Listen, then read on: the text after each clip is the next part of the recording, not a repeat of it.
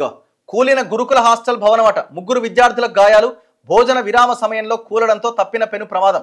సంగారెడ్డి జిల్లా లింగంపల్లిలో ఘటన, కూలిన పాఠశాల హాస్టల్ భవనం అట. ఎంత అన్యాయం అండి ఇది. ఇప్పుడు ఆ బిల్డింగ్ యొక్క నాణ్యత ఏంది, ఆ బిల్డింగ్ ఎట్లున్నదన్న విషయం ముందుగా తెలియదా? కూలిపోతున్న బిల్డింగ్ పరిస్థితి మనం చూస్తే చెప్తాం కదా, అరే ఇది కూలుతుందిరా, ఇది ఇయ్యాలనో రేపా అని మనం చెప్పగలుగుతామా లేదా?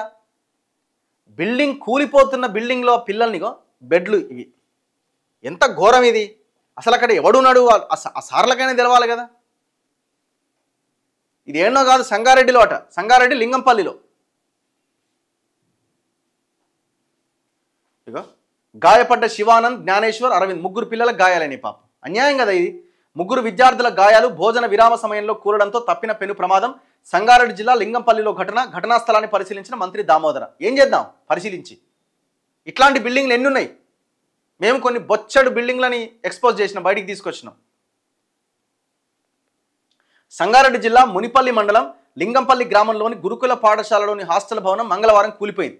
ఈ ఘటనలో ముగ్గురు విద్యార్థులు గాయపడ్డారు. స్కూలుకు చెందిన విద్యార్థులంతా ఆ భవనంలోనే వసతి పొందుతున్నారు. కానీ అదృష్టం కొద్దీ భోజన విరామ సమయంలో భవనం కూలడం వల్ల పెను ప్రమాదం తప్పింది. లింగంపల్లి గురుకుల పాఠశాలలో మొత్తం 601 మంది విద్యార్థులు ఉన్నారు.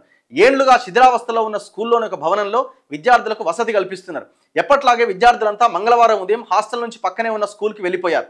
అయితే భోజన విరామ సమయంలో హాస్టల్ ముందుకు ముగ్గురు విద్యార్థులు వస్తున్న క్రమంలో ఆ భవనం వెనుక భాగం గోడ ఒక్కసారిగా కూలింది.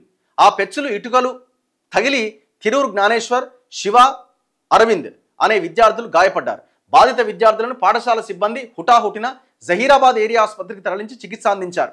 విషయం తెలిసి ఘటనా స్థలానికి చేరుకున్న బృందాలు శిథిలాల కింద విద్యార్థుల సామాగ్రి, ఇతర వస్తువులను తరలించే పని మొదలుపెట్టాయి. వారు విద్యార్థుల ట్రంకు పెట్టెలను బయటకు తీస్తున్న క్రమంలో భవనంలో మిగిలిన భాగం కూడా నేలమట్టమైంది. శిథిలాల కింద 80 మంది 7వ తరగతి విద్యార్థులకు చెందిన వస్తువులు ఉన్నట్లు ఉపాధ్యాయులు చెప్తున్నారు. ఇక పాఠశాల భవనం కూలిన విషయం తెలుసుకున్న మంత్రి ఘటనా స్థలానికి చేరుకొని పరిస్థితిని సమీక్షించారట. ఏం ఘోరం ఇది, తెలియదా ఇది అది కూలిపోతుందన్న విషయం? ఎంతమంది పిల్లల్ని చంపుతారు ఇంకా?